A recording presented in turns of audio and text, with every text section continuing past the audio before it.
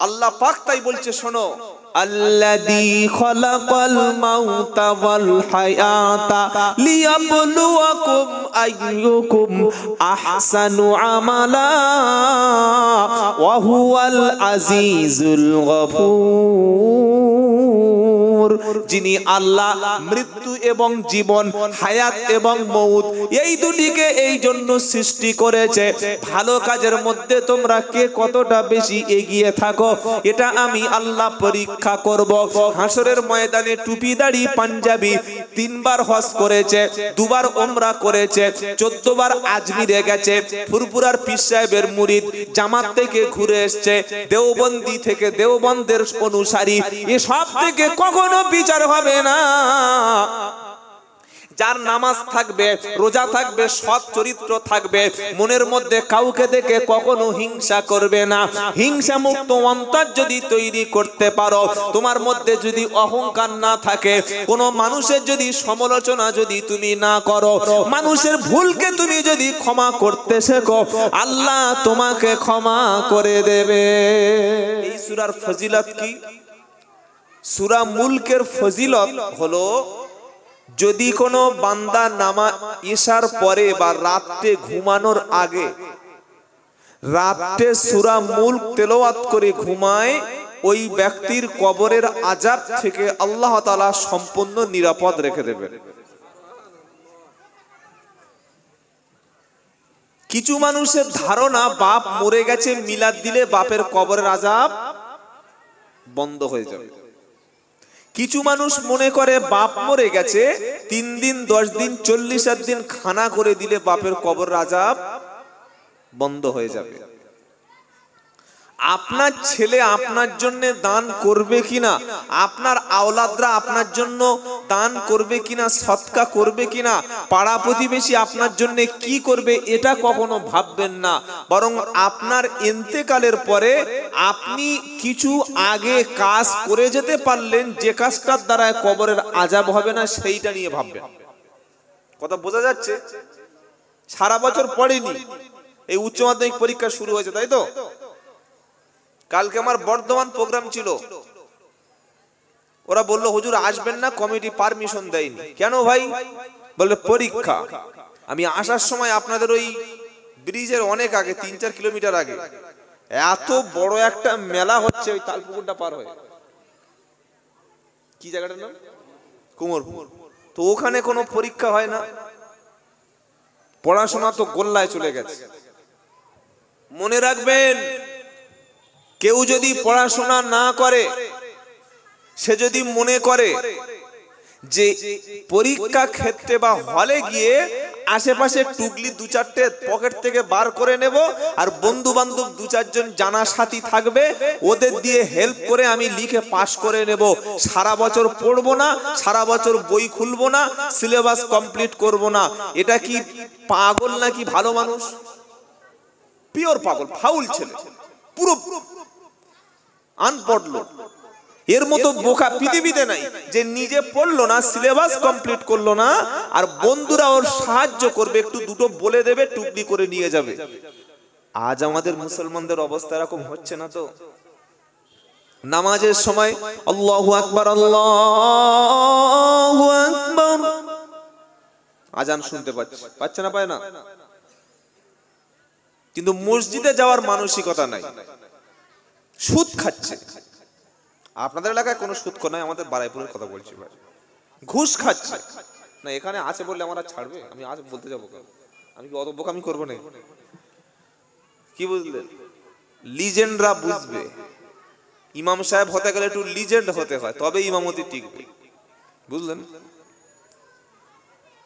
সবাই আছে, সব শ্রেণীর মানুষ আছে, কিন্তু আমাদের ধারণা হচ্ছে এটাই যে দুনিয়ায় যা করি করি, আমার মরণের পরে কোন রকমে পার হয়ে যাবে।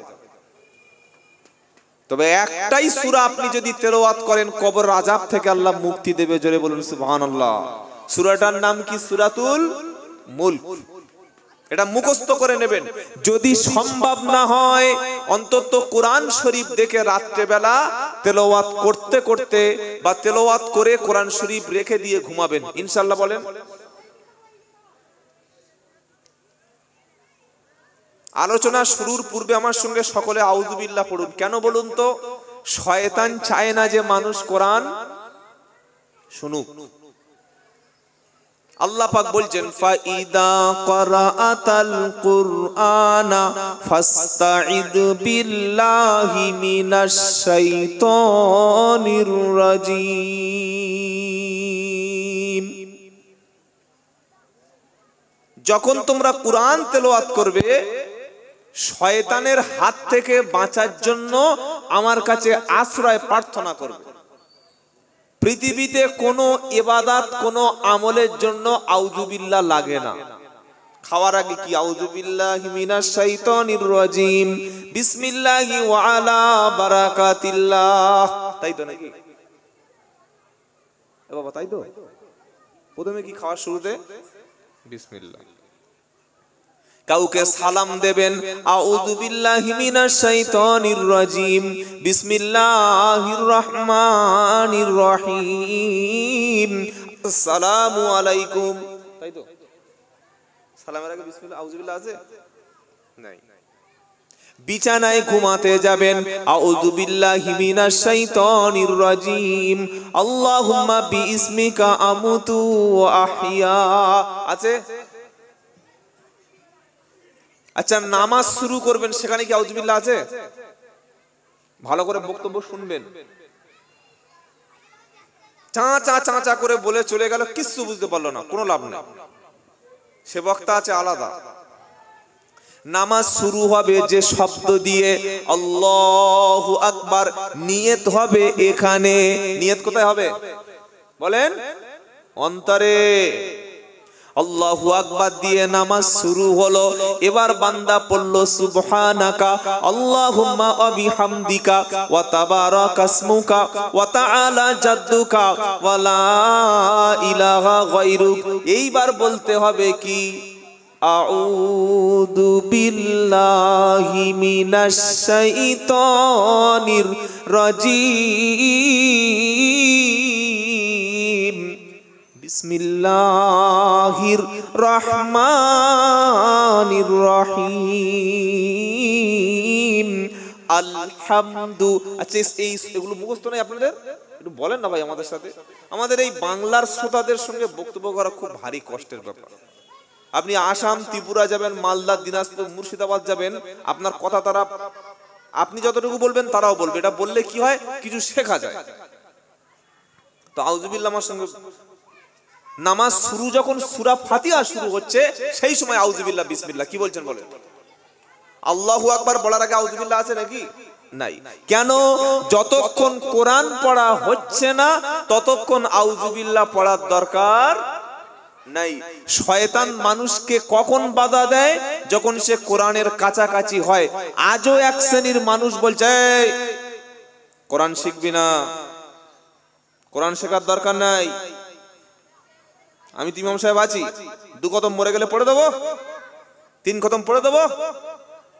অথচ আল্লাহর হেদায়েত যদি কেউ কোরআন থেকে পায়, হেদায়েতের রাস্তা যদি কেউ পেতে চায়, কোরআন হচ্ছে সম্পূর্ণ হেদায়েতের কিতাব। বলুন সুবহানাল্লাহ। তো কোরআনের আলোচনা শুরুর আগে আমার সঙ্গে সবাই পড়ুন, আউযু বিল্লাহি মিনাশ শাইতানির রাজিম, বিসমিল্লাহির রহমানির রহিম। শয়তানের ওয়াসওয়াসা থেকে আল্লাহর কাছে পানাহা চাই। পরম করুণাময় যিনি রহমান, যিনি রহিম, তার নামে শুরু করছি। সূরাটার নাম কি বললাম ভাই? সূরা মুলক। এই সূরাটি আমি আজকে জুমায় আলোচনা করেছি।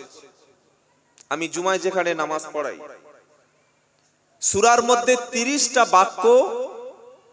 এটা আলোচনা করতে গেলে অন্তত আমার যতটুকু মনে হলো কয়েক বছরও চলে যাবে, তারপরে সূরা মুলক শেষ হবে না। যেহেতু কোরআন তো একটা সমুদ্র, সমুদ্র বললে তাও ভুল হবে। সমুদ্রের তলদেশ বা গভীরতা আছে না নাই? আছে না? আছে। কিন্তু কোরআনের কি কোনো শেষ আছে আলোচনার? না। আমার মাথায় আসে না যে কোরআনের আলোচনা বাদ দিয়ে মানুষ অন্যান্য গাল গল্প, কোন কবরে কি হয়েছে, কোন সেই আসমানে, এই গল্পগুলো, এর কেরামতি, তার ঘটনা, এই বলতে বলতে শেষ হয়ে যাচ্ছে। আল্লাহু আকবার। সূরা মুলকের কিছু কিছু কথা আপনাদের সঙ্গে বলবো, আল্লাহ যেন বলার তৌফিক দান করেন, বলুন আমিন। যেগুলো আমি নোট করেছি। প্রথমে শুরু হচ্ছে তাবারাকাল্লাযী বিআদিহিল মুলকু ওয়া হুয়া আলা কুল্লি শাইইন কাদির। একটু সুবহানাল্লাহ বলুন দেখুন। তাবারাকাল্লাযী দিয়ে শুরু হচ্ছে সূরা মুলক। এই তাবারাকা শব্দ দিয়ে কোরআনে অনেকগুলো আয়াত আল্লাহ পাক বলেছে। তাবারাকাল্লাযী, বরকতময় পবিত্রময় সেই সত্তা, তিনি কে? জোরে বলো। এই তাবারা শব্দটা বা সূরা ফুরকানে শুরু হচ্ছে তাবারাকাল্লাযী নাজ্জালাল ফুরকানা আলা আবদিহি লিয়াকুনা লিল আলামিনা নাযীরা। 18 নম্বর পারা, 18 নম্বর পৃষ্ঠা, 13 নম্বর লাইনের 1 নম্বর আয়াত সূরা ফুরকান। সূরা মুলকের প্রথমে শব্দ হচ্ছে তাবারাকাল্লাযী, বরকতময় তিনি, পবিত্রময় তিনি, পবিত্র সেই সত্তা যিনি, সুবহানাল্লাহ, তিনি আল্লাহ।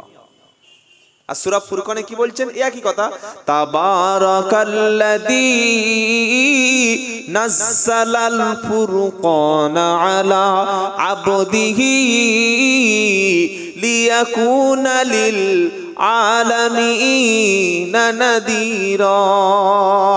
বরকতময় তিনি, যিনি তার বান্দার প্রতি নাজিল করেছেন ফুরকান। বান্দাকে? মুহাম্মদ সাল্লাল্লাহু আলাইহি ওয়াসাল্লাম, যিনি তার বান্দার উপরে, যিনি তার পেয়ারা হাবিবের উপরে কোরআন নাজিল করেছেন। এই যে কারণটা কি? লিয়াকুনা লিল আলামিনা নাযীরা, যাতে করে বিশ্বের সমস্ত ব্যক্তিদেরকে সতর্ক করতে পারে। সুবহানাল্লাহ বলে, সতর্ক করে দেবে। মানলে তোমার লাভ, না মানলে না মানলে। সাবধান বারবার করে দিচ্ছে কোরআন। 1400 বছর ধরে মানুষকে বুঝিয়েছে। মেনে নিলে লাভ আমাদের, না মানলে কোনো। কোরআনের কথা বলবে। সূরা মুলকে আল্লাহ বলছে তাবারাকাল্লাযী বিআদিহিল মুলক ওয়া হুয়া আলা কুল্লি শাইইন কাদির। বরকতময় তিনি, পবিত্রময় সেই সত্তা তিনি, যিনি যার হাতে সমস্ত ক্ষমতা। সুবহানাল্লাহ। ক্ষমতা কার হাতে? না না, মোদির হাতে, দিদির হাতে। তাই তো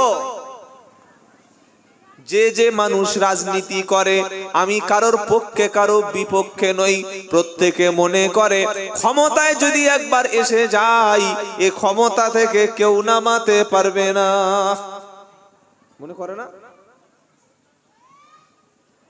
সাধারণ মানুষ মনে করে যে ক্ষমতার শীর্ষে যিনি বসে আছেন তার হাতে পাওয়ার আছে, তার হাতে দেশ আছে, তার হাতে সমস্ত ক্ষমতা আছে, এই মনে হয় সবচাইতে বেশি ক্ষমতাশালী।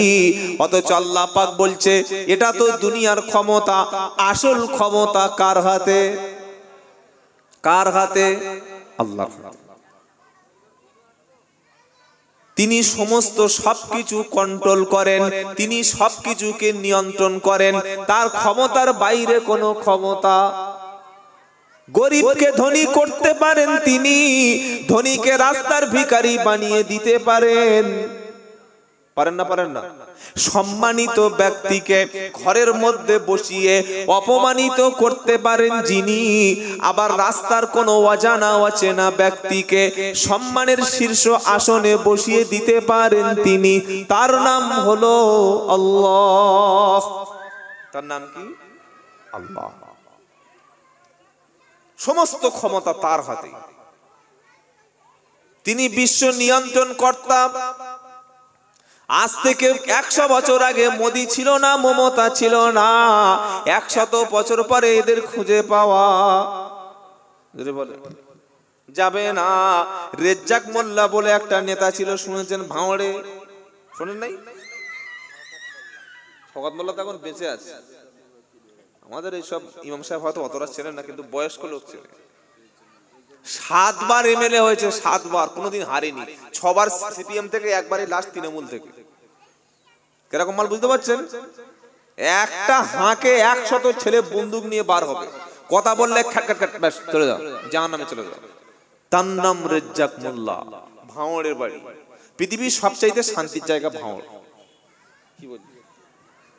সবচাইতে শান্তির জায়গা। এই রেজ্জাক মোল্লা ক্ষমতায় ছিল, বর্তমানে তার অবস্থা দেখলে চোখ থেকে পানি আসবে। ওটার ক্ষমতা নাই, বিছানায় পড়ে গেছে, দেখারও ক্ষমতা নাই, তার সঙ্গে কেউ কথা বলতে যায় না। আজকে যে ক্ষমতায় আছে, কালকে ক্ষমতায় থাকবে না, এমন ব্যবহার মানুষের সাথে করো না।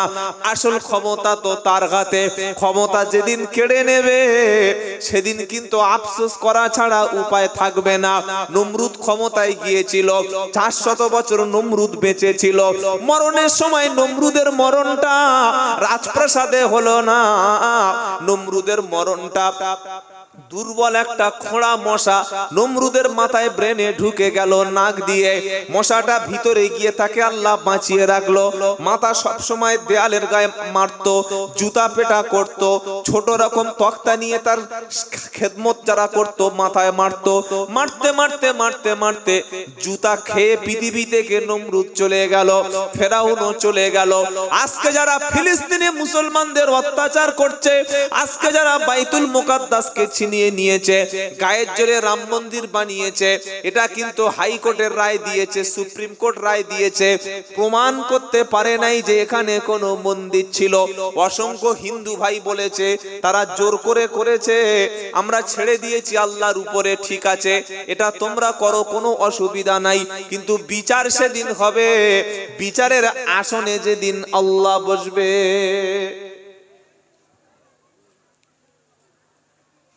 মনে রাখবেন, মসজিদ কোনো জবরদখল জায়গায় হয় না।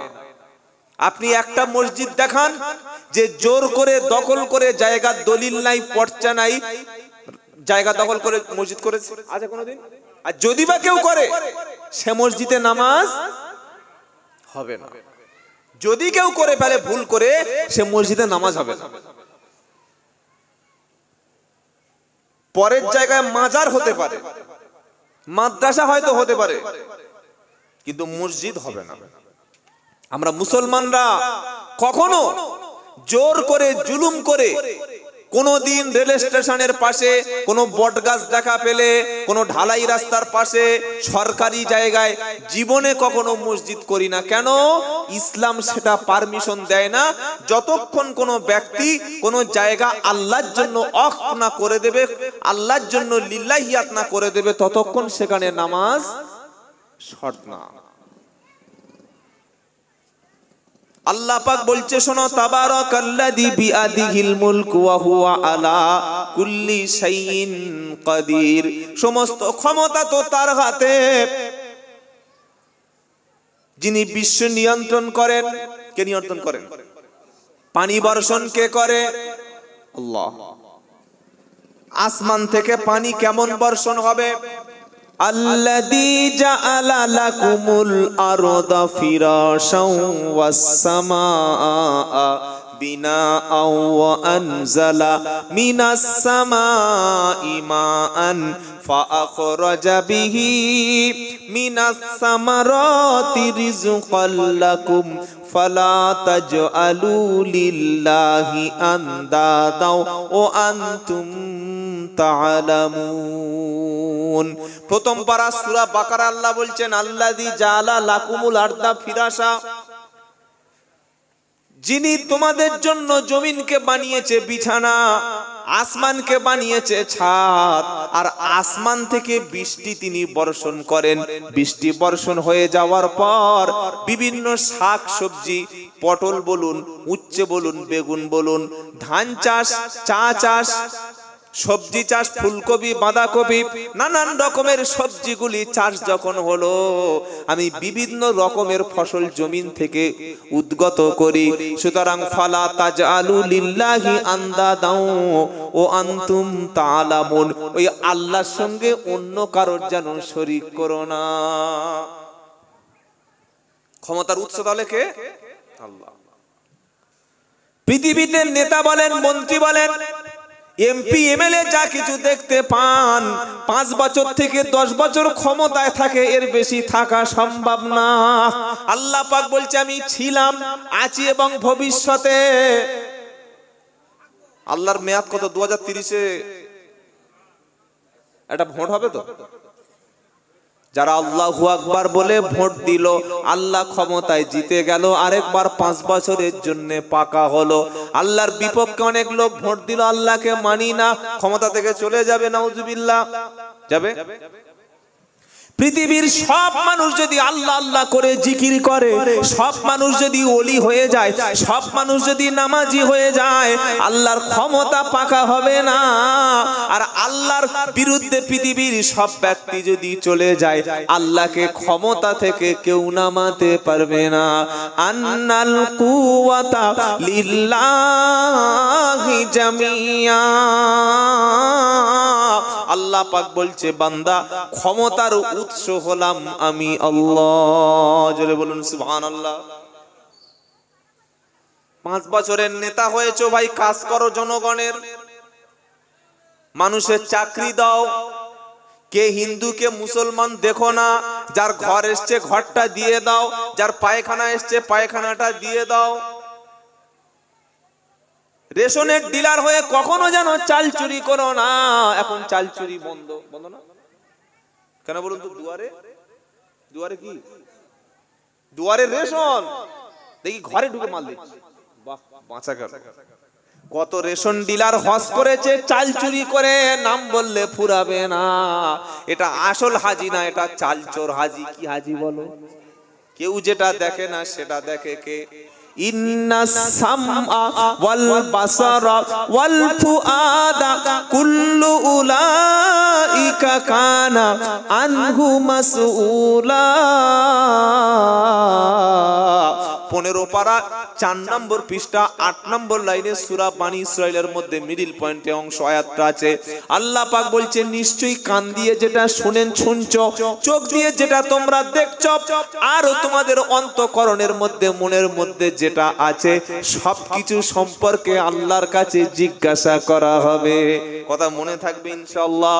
সরকার টাকা দিচ্ছে 2 কোটি টাকা, 6 কিলোমিটার রাস্তা হবে, 50 লাখ টাকা খরচ করে বাকি 50 লাখ টাকাটা কন্ট্রাক্টরি করতে গিয়ে ঝেড়ে নিল।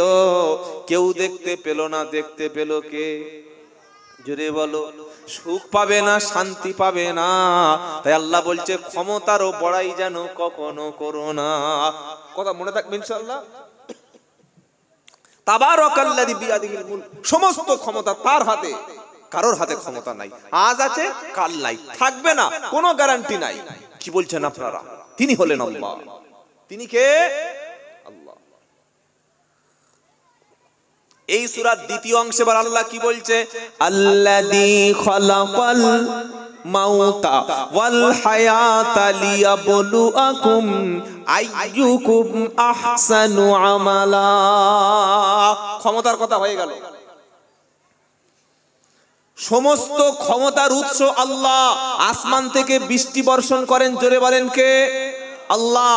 আসমান থেকে কোন ব্যক্তির ভাগ্যটা পরিবর্তন করে দেবেন কে? আল্লাহ। কোন ব্যক্তি কতটা খাবে, কতদিন বাঁচবে, কটা সন্তান হবে, কত টাকা উপার্জন করবে, এটা কে ঠিক করেন? এটা পৃথিবীর কেউ জানে?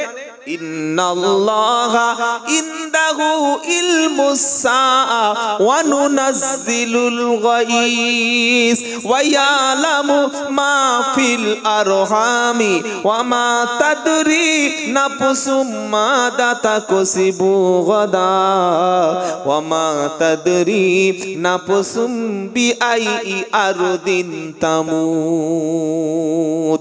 আল্লাহ ছাড়া ক্ষমতার কেউ নাই। 21 নম্বর পারা 14 নম্বর 13 নম্বর পৃষ্ঠা একদম 14 নম্বর লাইনে 34 নম্বর আয়াত আল্লাহ বলছে ইন্নাল্লাহা ইনদাহু ইলমুস সাআ, কিয়ামতটা কবে হবে ওটা জানেন আল্লাহ। ওয়া নুনাজ্জিলুল গায়স, বৃষ্টি কখন হবে, কোন সময় হবে, কত পরিমাণ হবে, বৃষ্টির পরে কতটা লাভ হবে ক্ষতি হবে এটা জানেন কে? ওয়ায়ালামু মা ফিল আরহাম, মায়ের পেটে যে সন্তানটা আছে ছেলে হবে না মেয়ে হবে কে জানে? অনেকে বলবে হুজুর এখন তো ইউএসজি আল্ট্রাসোনোগ্রাফি করে বলে দিচ্ছে ছেলে না মেয়ে, বলছে না বলেন না, এই হ্যাঁ না বলুন না।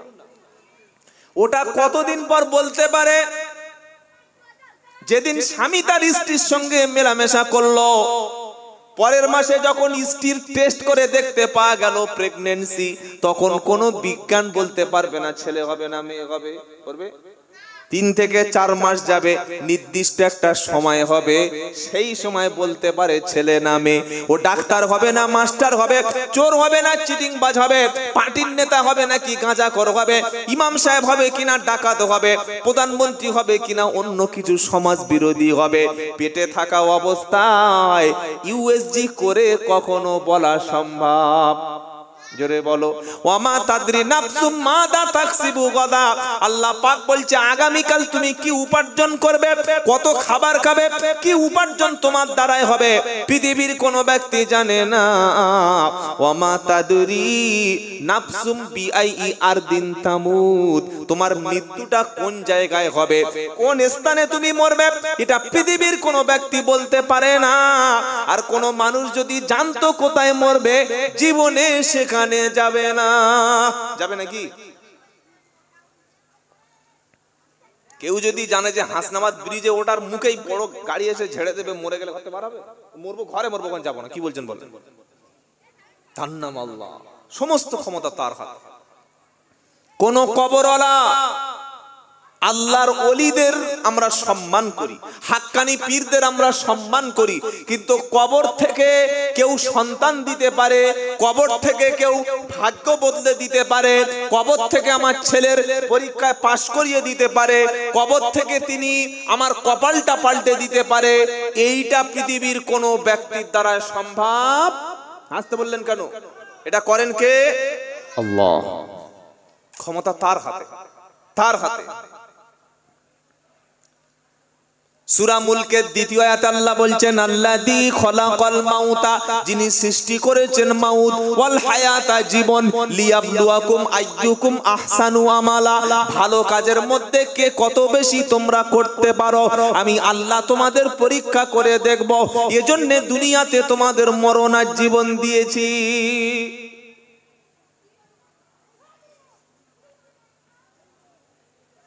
তুমি সারা জীবন নামাজ পড়বে, সারা জীবন দান করবে, সদকা করবে, হজ করবে, ভালো আমল করবে, এর জন্য আমি আল্লাহ দুনিয়াতে তোমাকে কিছুও বলবো না।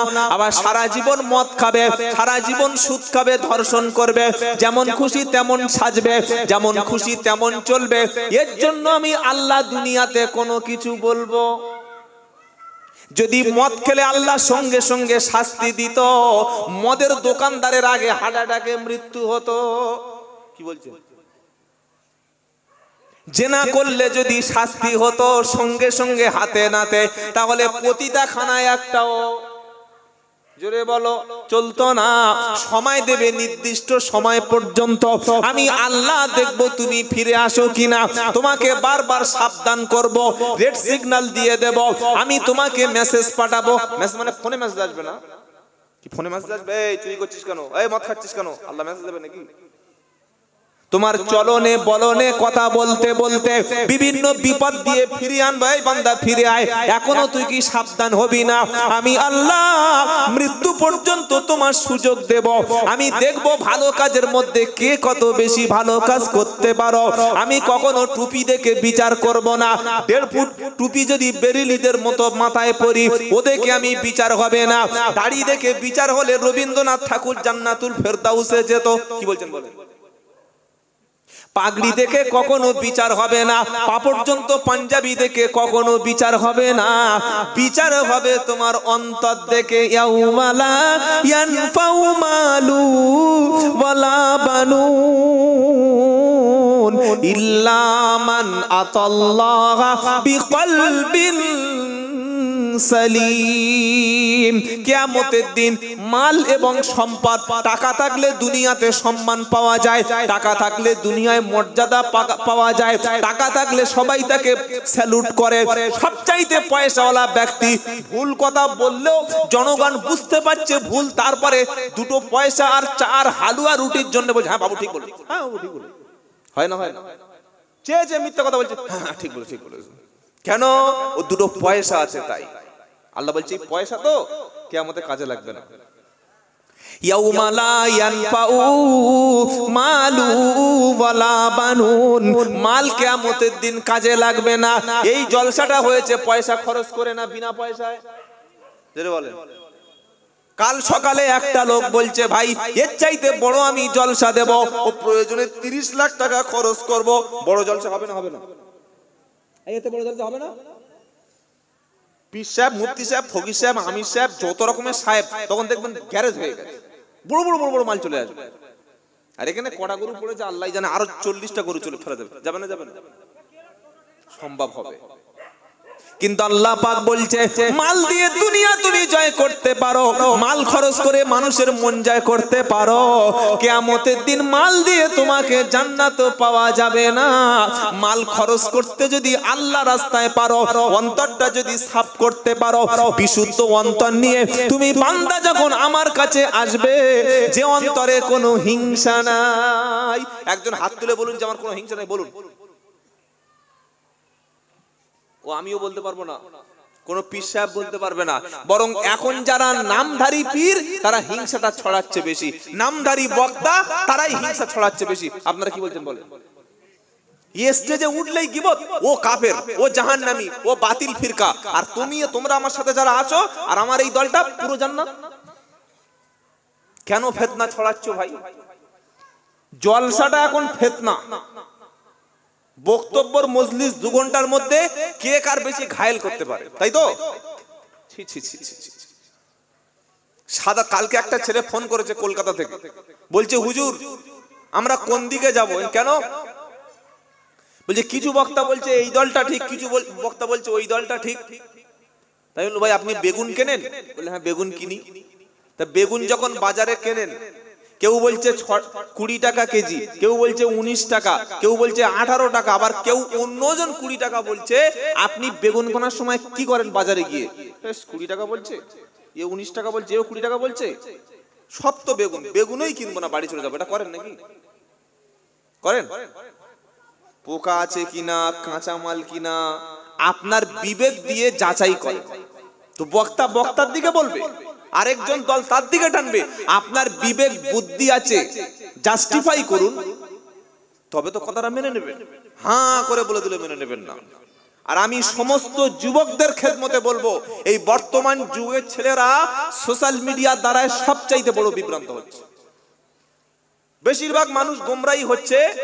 ওয়াজ শুনে যদি 10 জন মানুষ হেদায়েত পায়, মানে ইউটিউবের থেকে 10 জন ইউটিউব থেকে বক্তব্য শুনে হেদায়েত হলে 90টা মানুষ বিভ্রান্ত হয়ে যাচ্ছে।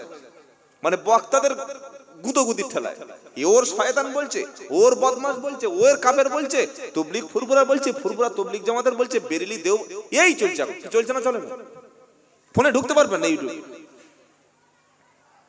যুবকদের বলবো ভাই, তোমরা ভুল করে কখনো এই বক্তাদের মারামারি আর রাজনৈতিক নেতাদের মারামারির মধ্যে ঢুকবে না। কথাটা মাথায় রাখো। বক্তাদের মারামারির মধ্যে, বক্তাদের রেষারেষি, একে অপরের বিরুদ্ধে বলার মধ্যে, ঝগড়ার মধ্যে, আর রাজনৈতিক ব্যক্তিদের ঝগড়ার মধ্যে তোমরা কোনোদিন ঢুকো না, তোমাদের জীবন শেষ হয়ে যাবে। সব সময় এই দুটো জায়গা থেকে বিরত থাকবে। আপনারা তাহলে বলবেন আপনি কি বলছেন, তাহলে আমরা করবোটা কি?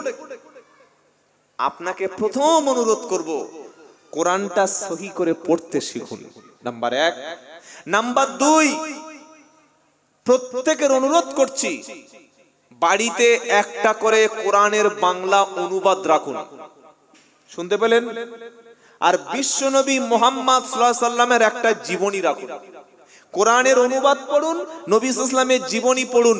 যেখানে বুঝতে অসুবিধা হবে যোগ্য আলেমের কাছে বসে দ্বীনের ব্যাপারে একটু আলোচনা করে নেবেন ইনশাআল্লাহ। বলেন এই কোরআনের বাংলা মানে যদি কেউ অন্তত একবার পড়ে, আর নবী মুহাম্মদ সাল্লাল্লাহু আলাইহি ওয়াসাল্লামের জীবনীটা যদি একবার পড়ে, ভাই তুমি মুফতি ডিগ্রি পাবে না, ঠিক, তুমি শাইখুল হাদিস হতে পারবে না, তুমি আল্লামা হতে পারবে না, তুমি কারি হতে পারবে না, তুমি মাওলানা ডিগ্রি অর্জন করতে পারবে না, কিন্তু এই রকম পবিত্র মজলিসে বসে কে তোমাকে টুপি পরিয়ে চলে যাচ্ছে, কে তোমাকে মিথ্যা বলে চলে যাচ্ছে, ধর্মের আসল জিনিসটা বাদ দিয়ে ঝগড়া ঝামেলা করে মুসলমান সমাজে 3টে মসজিদ, 4টে মাদ্রাসা, 2টো ঈদগাহ, 14টা জলসা, আর একটাই মুসলমান একই দলের মধ্যে হাজারো ফেরকা করে কে চলে যাচ্ছে, তোমার চোখের সামনে পুরো ধরা পড়ে যাবে।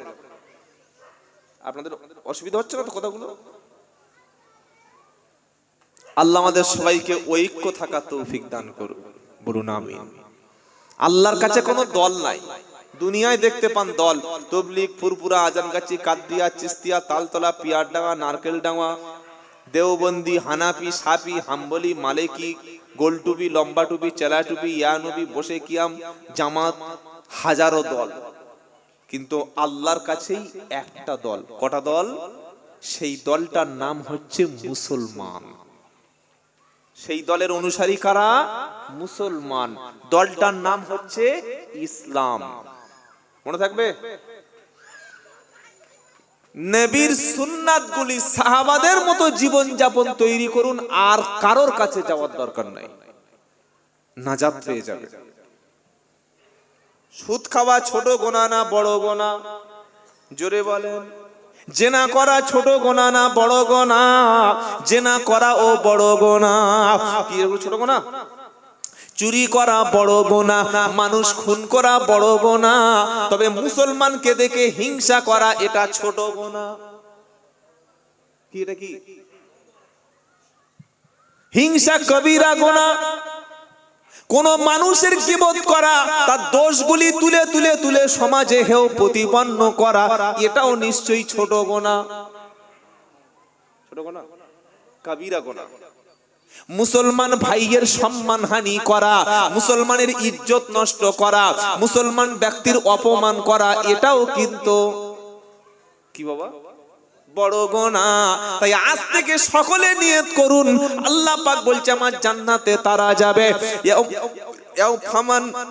ইয়াউমা লা ইয়ানফাউ মালু ওয়ালা বানুন ইল্লা মান আতাল্লাহা বিকলবিন সালিম।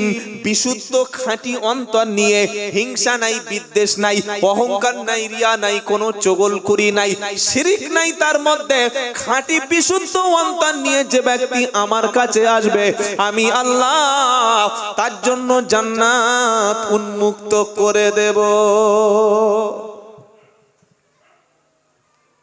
আল্লাহ যেন আমাদের অন্তর থেকে হিংসা দূর করে দেন, বলুন আমিন। কোনো কারোর উপরে হিংসা করবেন না, কোনো লাভ হবে না। কোন ব্যক্তির অপমান করে কথা বলবেন না। কথা মনে থাকবে বাবা। সূরা মুলকের দ্বিতীয় শিক্ষা। তৃতীয় শিক্ষা কি? আল্লাহ বলছেন আল্লাযী খালাকাল মাউতা ওয়াল হায়াতা লিয়াবলুয়াকুম আইয়ুকুম আহসানু আমালা ওয়া হুয়াল আজিজুল গফুর। এটা বলা হয়ে গেল। এরপরে আল্লাহ বলছেন আল্লাযী খালাকা। এবার আসমানের কথা হবে। কিসের কথা? যদি বলেন না, আল্লাযী খালাকা সাবআ সামাওয়াতিন তিবাকা মা তারা ফি খালকির রহমানি মিন তাফাউত ফারজি'ল বাসার হাল তারা মিন ফুতুর মারজি'ল বাসার কাররাতাইনি ইয়ানকালিবু ইলাইকাল বাসারু খাসিআন ওয়া হুয়া হাসীর।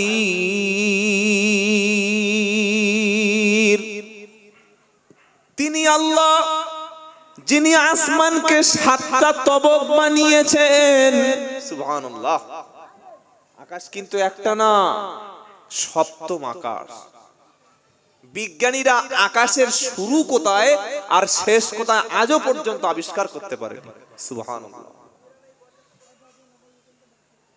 কি মহান আল্লাহ যিনি আকাশের মালিক। সুবহানাল্লাহ বলতে ইচ্ছা করে না? আল্লাযী খালাকা সাবআ সামাওয়াতিন তিবাকা, আল্লাহ বলছেন দেখো যিনি আল্লাহ তিনি 7 তবক আসমান সৃষ্টি করেছেন। এরপরে কি বলছে? মা তারা ফি খালকির রহমানি মিন তাফাউত, তোমরা রহমানের আল্লাহর সৃষ্টির মধ্যে কোনো ভুল দেখাতে পারবে না। সুবহানাল্লাহ বলতে ইচ্ছা করে না? আপনি একটা ব্রিজ নির্মাণ করবেন, আরেকটা মিস্ত্রি ইঞ্জিনিয়ার এসে ভুল ধরবে। একটা ঘর নির্মাণ করবেন, আরেকটা ইঞ্জিনিয়ারকে ডাকলে ভুল ধরবে। ধরবে না? আল্লাহ পাক বলছে বান্দা আমার আসমানের দিকে তোমরা তাকিয়ে দেখো, বারবার তাকাও, ফারজিইল বাসার, আবার তাকাও, বারবার আসমান দেখো, আমার সৃষ্টিটা দেখো, কোনো ভুল তুমি দেখাতে পারো কিনা। আমার সূর্যের দিকে তাকাও, চাঁদের দিকে তাকিয়ে দেখো, তোমরা যে আকাশে ছোট ছোট চাঁদের রাত্রে বেলা ছোট ছোট তারকারাজি দেখতে পাচ্ছ, এটার দিকে তাকাও, কখনো কোনো আমার সৃষ্টির মধ্যে ভুল খুঁজে পাবে না। কি ভুল?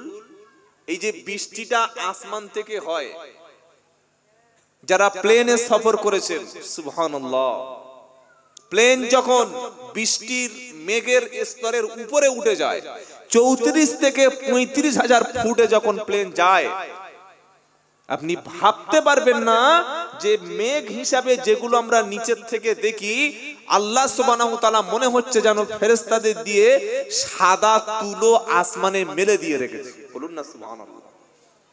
ওই মেঘ থেকে যখন বৃষ্টিটা বর্ষণ হবে, ফোঁটা ফোঁটা ফোঁটা ফোঁটা আকারে বৃষ্টিটা যখন বর্ষণ হয়, একেবারেই যদি ঝপ করে বৃষ্টিটা পড়ে যেত, গাছপালা ক্ষতি হতো না? হতো না? মোটা গল গল গল করে পাইপের নলের মতো যদি জল পড়তো, বৃষ্টি পড়তো, গাছপালা, ঘর বাড়ি, রাস্তাঘাট ক্ষতি হতো না? কি বলছেন আপনারা? আপনি ছাতা নিয়ে বার হয়েছেন, আর মোটা পানি এসে ঝপ করে বলো, ছাতা টিকবে তো? ছাতা টিকবে? ত্রিপল টাঙিয়েছে থাকবে বলে হপ করে মোটা একদম গল গল করে দেখা যাবে? কখনো না। ওই বিন্দু বিন্দু, একটা একটা বিন্দু, যার সঙ্গে আরেকটা বিন্দুর কোনো স্পর্শ নাই, যেটা আস্তে আস্তে একদম পুরো গোসলের যে শাওয়ার দেখেছেন, গোসলের শাওয়ার বোঝেন না, যেটা স্নান করার, যেটা বাথরুমে লাগায়, ঝর্ণা যাকে অনেকে বলে, শাওয়ার, এই শাওয়ারের পানি একটার সঙ্গে যেমন আরেকটা লাগে না, আল্লাহ পাক বলছে দেখো বান্দা তোমরা দেখো, শাওয়ারে দেখবেন তলায় ছিদ্র আছে। আচ্ছা আমার কথা বুঝতে পারছেন? গোসলের যে শাওয়ার গুলো বাথরুমে থাকে, যেটা চেপে দিলে উপর থেকে পানি পড়ে, এরকম কার বাড়িতে নাই? আছে না? নাই? আছে। ওতে যে ছিদ্রগুলো থাকে, প্রত্যেকটা ছিদ্র একটা থেকে আরেকটা দূরত্ব থাকে না? থাকে না? আল্লাহ পাক বলছে দেখো তোমরা গোসল করার জন্য শাওয়ার লাগিয়েছো, আমি আল্লাহ বৃষ্টিটা যখন মেঘ থেকে বর্ষণ করি, ওই মেঘের মধ্যে কোনো শাওয়ার কিন্তু লাগানো নাই। আমি আল্লাহ নির্দেশ দিই বৃষ্টি বর্ষণ করার জন্য, ফেরেশতারা এটাকে কন্ট্রোল করেন। কখনো আধ ঘন্টা, কখনো 1 ঘন্টা, কখনো 2 ঘন্টা, কখনো হালকা বৃষ্টি, কখনো ভারী বৃষ্টি, এটা আমি আল্লাহ পরিমিত হিসাবে সৃষ্টি করে পাঠিয়েছি। মা তারা ফি খালকির রহমানি মিন তাফাউত, তোমার রহমানের সৃষ্টির মধ্যে কোনো ভুল দেখা পাবে না। বলুন সুবহানাল্লাহ। আল্লাহকে ভুল ধরার ক্ষমতা পৃথিবীর কারো নাই। তিনি হলেন আল্লাহ। তিনি কে বলেন? আল্লাহ। ফারজিল বাসার, আবার দেখো আল্লাহ বলছে দেখতে দেখতে তোমার চোখ ক্লান্ত হয়ে যাবে, তোমার চক্ষু ফিরে আসবে আসমান থেকে, তবুও তুমি আল্লাহর সৃষ্টির মধ্যে কোনো ভুল দেখাতে পারবে না। জোরে বলো সুবহানাল্লাহ। এটা সূরা মুলকের দ্বিতীয় শিক্ষা। এইবার কিছু আয়াতে আল্লাহ আলোচনা করেছেন আসমান সম্পর্কে, সূরা মুলকের একটু সামনে গিয়ে আল্লাহ জাহান্নামীদের সম্পর্কে আলোচনা করছে। কাদের সম্পর্কে? জোরে বলেন না। জাহান্নাম আছে না নাই? বিশ্বাস আছে? কি কঠিন মুহূর্তের দিকে প্রতিদিন এগিয়ে যাচ্ছি। আল্লাহ পাক শোনাচ্ছে ওয়ালিল্লাযিনা কাফারু ওয়ালিল্লাযীনা কাফারু, যারা নিশ্চয়ই কুফরি করেছে আল্লাহর সাথে, আযাবু জাহান্নামা ওয়া বিইসাল মাসীর। কাফিরদের জন্য আমি আল্লাহ এই কঠিন মর্মান্তিক জাহান্নামের শাস্তি আমি বানিয়ে রেখেছি। ইদা উলকু ফিহা সামিউ লাহা শাহীকাও ওয়া হিয়া তাফুর। ইদা উলকু ফিহা, আল্লাহ বলছেন যখন জাহান্নামীদেরকে তার মধ্যে নিক্ষেপ করা হবে, কাফেরদের মুশরিকদের যখন জাহান্নামের মধ্যে নিক্ষেপ করা হবে, ছুঁড়ে ছুঁড়ে যখন ফেলে দেওয়া হবে, কাফেরদের চামড়াকে 42 গজ পর্যন্ত পুরো মোটা করে দেওয়া হবে, দাঁতগুলো ওহদ পাহাড়ের মতো বানিয়ে দেব। আমি আল্লাহ কাফেরদেরকে যখন ছুঁড়ে ছুঁড়ে জাহান্নামের মধ্যে ফেলবো, তখন জাহান্নামের আওয়াজ তারা শুনতে পাবে। তাকাদু তামাইয়াজু মিনাল গায়িস, জাহান্নাম যেন ফেটে পড়তে চাইবে, জাহান্নাম চিৎকার চেঁচামেচি করতে চাইবে, যেন ফেটে পড়তে চাইবে। জাহান্নাম সেদিন বলবে, ইয়াউমা নাকুলু লিজাহান্নামা গালিম তালাআতি ওয়া তাকুলু হাল মিন মাজিদ। ওগো রব্বুল আলামিন, আল্লাহ আরো কি কিছু আছে আমার মধ্যে দেওয়ার জন্য? আরো কি কোনো কাফের আছে? আমার ক্ষুধা কিন্তু এখনো মিটে নাই। এই জাহান্নামে কারা যাবে? কোরআন শোনাচ্ছে, ওয়াকুদুহান নাসু ওয়াল হিজারা, জাহান্নামের জ্বালানি হবে মানুষ এবং পাথর। আল্লাহ এমনি এমনি জ্বালাবে? হ্যাঁ, 70 বছর 80 বছরের লোক এখনো পর্যন্ত নামাজ পড়ে না, আল্লাহ ছাড়বে তো? এই বলেন না, বুড়ো হয়ে মরতে গেছে, আজও পর্যন্ত দাঁড়িয়ে পেচ্ছাপ করে। ছি ছি ছি, কুকুরের ভাড়া ভাই, কি বলছেন আপনারা? দাঁড়িয়ে যারা পেচ্ছাপ করে কুকুরের ভাড়া ভাই। এতটুকু কমন সেন্স নাই যে আমি যে দাঁড়িয়ে পেচ্ছাপ করছি, এই পেচ্ছাপের বাকি অংশটুকু তো কাপড়ে থেকে গেছে, যায় না? যায় না নাকি পাইপ থাকে ওখানে, পাইপে পেচ্ছাপ করে? ওই কাপড় নিয়ে তুমি বিছানায় শুচ্ছো, ওই কাপড় নিয়ে তুমি ঘুমিয়ে পড়ছো, ওই অবস্থায় যদি মালাকুল মউতটা আমার কাছে আসে, পেশাবের গন্ধে জীবনটা কিভাবে বার হয় বুঝতে পারছেন? তাই যারা এসেছেন, আজ থেকে তওবা করে কাপড়টা পবিত্র করে ওযু করে বিছানায় ঘুমাবার চেষ্টা করবেন ইনশাআল্লাহ।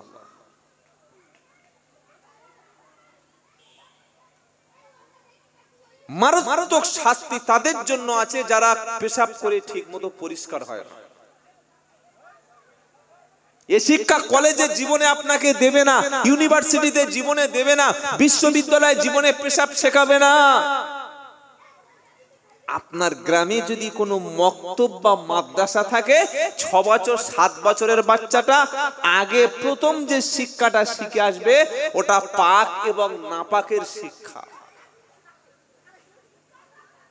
আমি ইংলিশ বলতে পারি, সংস্কৃতি পড়তে পারি, সায়েন্সের বড় শিক্ষক, জিওগ্রাফির শিক্ষক, আমি বড় একজন ভূগোলে অনার্স করেছি, আমি বিশাল বড় একজন পণ্ডিত, কিন্তু আমার কাপড়টা যদি নাপাক থাকে, আমি শোয়ার সময় যদি নাপাক হয়ে যদি ঘুমিয়ে যাই, পাক আর নাপাক সম্পর্কে যদি জ্ঞান না থাকে, এর কাছে আল্লাহর কাছে কোনো দাম নেই।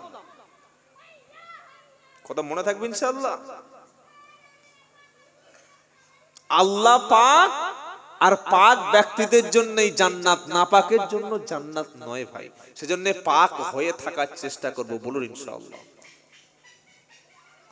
আল্লাহ পাক তাই শোনাচ্ছে, কাফেরদের জন্য জাহান্নাম নির্ধারণ করে রেখেছি। যখন জাহান্নামীদেরকে জাহান্নামে ফেলে দেওয়া হবে, তাদেরকে জিজ্ঞাসা করা হবে, তাদেরকে জিজ্ঞাসা করা হবে, কুল্লামা উলকিয়া ফিহা ফাউজুন সাআলাহুম খাজানাতুহা আলাম ইয়াতিকুম নাদির। আপনার বিরুদ্ধে যদি কোনো কেস হয়, রাত 12টার সময় পুলিশ যদি আপনাকে বাসা থেকে তুলে নিতে আসে, আসার সময় পুলিশ বাধ্য আপনার বিরুদ্ধে কেসের ফাইলটা, কেসের কারণটা দেখানো। বুঝতে পারলেন? কি কারণে পুলিশ অ্যারেস্ট করছে, কি কারণে আপনি জেল খাটছেন, এটা পুলিশ দেখাতে বাধ্য। তো বান্দাকে যখন জাহান্নামে ফেলে দেওয়া হবে, বিনা কারণে আল্লাহ জাহান্নামে